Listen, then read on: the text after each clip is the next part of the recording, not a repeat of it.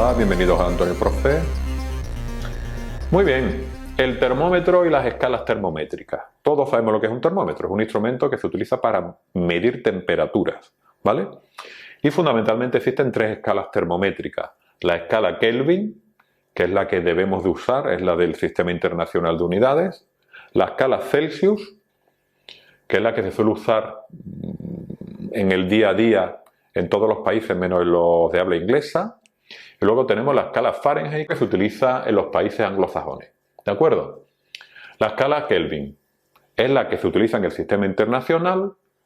Empieza en el cero absoluto. El cero absoluto es la temperatura más baja que se puede alcanzar. 273 grados centígrados bajo cero. ¿De acuerdo? Luego la escala Kelvin empieza en cero y sube. Es centígrada, es muy importante porque es de lógica, es centígrada, ¿vale? Y no tiene valores negativos. Claro, si la temperatura más baja que se puede alcanzar es el cero, pues ya todo lo demás va a ser positivo. Bien, la escala Celsius, que insisto, es la que se utiliza en casi todos los países menos los de habla inglesa. Pues la unidad es el grado Celsius, aquí sí es el grado Celsius, ¿vale? Celsius, para hacer esta escala, le dio el valor 0 al punto de congelación del agua y el valor 100 al punto de ebullición del agua. Y dividió entre 100. Por eso se dice que es una escala centígrada. Dividió entre 100, ¿vale? Y obviamente si tiene valores negativos, ¿vale? Menos 10 grados centígrados, menos 20 grados centígrados. Bien, la escala Fahrenheit. Grados Fahrenheit, ¿de acuerdo? Aquí falta un hueco, pero porque era muy largo. La explicación no me cabía, os la explico ahora.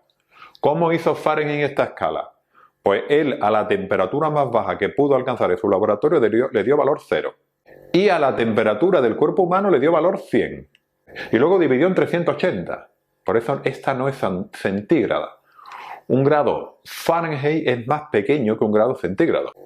Cambio de escala termométrica. ¿Cómo cambio de grados centígrados a grados Fahrenheit o de Kelvin a grados centígrados? Pues aplicando estas formulitas. La temperatura en Kelvin es igual a la temperatura en grados centígrados más 273. Y ya he pasado a Kelvin. ¿Que quiero pasar a grados centígrados? Pues la temperatura en grados centígrados es la temperatura en Kelvin menos 273. Calor y los cambios de temperatura, ¿vale? Si un cuerpo recibe calor, normalmente aumenta su temperatura. Y si un cuerpo pierde calor, normalmente disminuye su temperatura. He dicho normalmente porque en los cambios de estado esto no ocurre. Únicamente ocurre cuando no aparece un cambio de estado, ¿de acuerdo?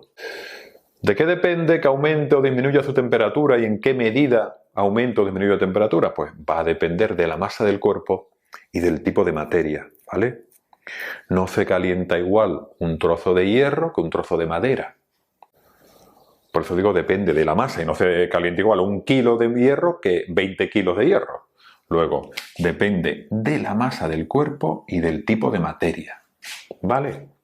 Bueno, en este ejemplo tenemos un ladrillo y un cubo de hierro.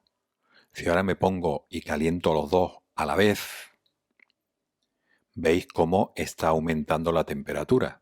Pero si os dais cuenta, el ladrillo alcanza una mayor temperatura en menos tiempo que el hierro.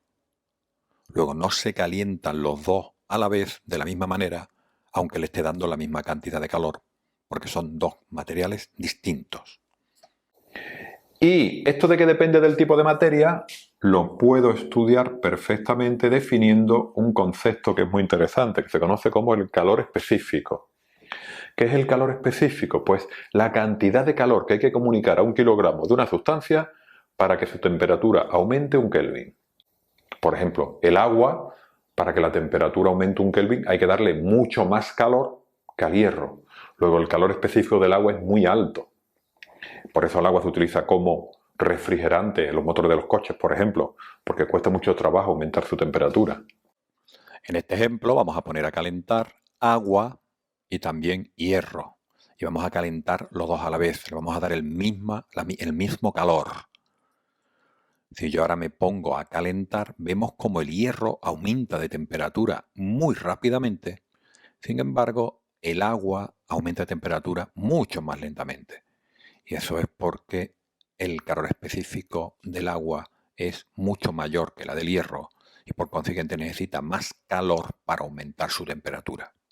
Bien, el calor y los cambios de estado. Acordaros de lo del calor específico. Aquí hay otra cosa que se llama calor latente, ¿vale? Durante el cambio de estado, aunque yo le dé calor a una sustancia, no varía su temperatura, ¿vale? Durante el cambio de estado no varía su temperatura. ¿En qué se gasta la energía que yo le estoy dando si no varía su temperatura? Pues si estamos pasando de líquido a gas, en romper la unión entre los líquidos, ¿vale? Y que el gas pueda escapar. En eso estoy gastando la energía. Bien, pues ¿qué es el calor latente?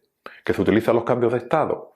Pues la cantidad de calor que hay que comunicar a 1 kilogramo de una sustancia para que cambie de estado.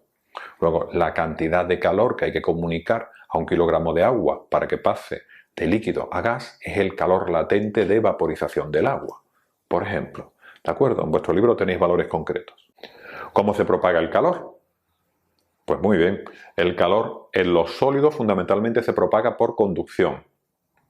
En otras sustancias en otro estado también, ¿no? Pero en los sólidos fundamentalmente por conducción. O sea, si yo pongo dos cuerpos en contacto, el calor está pasando del cuerpo caliente al cuerpo frío por conducción, ¿vale? Se están tocando y por conducción van pasando el calor de uno a otro. Las moléculas van chocando unas con otras y van transmitiendo esa velocidad a las del cuerpo frío, de forma que la velocidad de las moléculas del cuerpo frío va aumentando. En los líquidos y en los gases, pues fundamentalmente ocurre por convección. ¿Qué es la convección? Pues muy sencillo. Cuando ponemos un cacharro a calentar en nuestra cocina, vemos cómo se pusen unas burbujas, ¿vale? Lo que está ocurriendo es lo siguiente. Cuando un líquido o un gas se calienta, sube. Y el líquido o el gas frío que hay encima baja. Con lo cual se producen unas corrientes de líquidos o gases fríos hacia arriba, líquidos o gases fríos hacia abajo. Y esa corriente es lo que se conoce como la corriente de convección. Bien, pues así se calientan los líquidos y los gases. Y por último, también podemos transmitir calor por radiación. Cuando yo tengo una estufa de estas de bombillita, ¿vale? Me llega el calor. ¿Cómo me está llegando el calor? Por radiación. O sea, lo que me está llegando es luz. Y esa luz me está transmitiendo el calor por radiación. ¿De acuerdo? Muy bien, pues ya hemos visto el tema completo. Si os gusta, por favor, denle al like y suscríbanse. Hasta el próximo vídeo.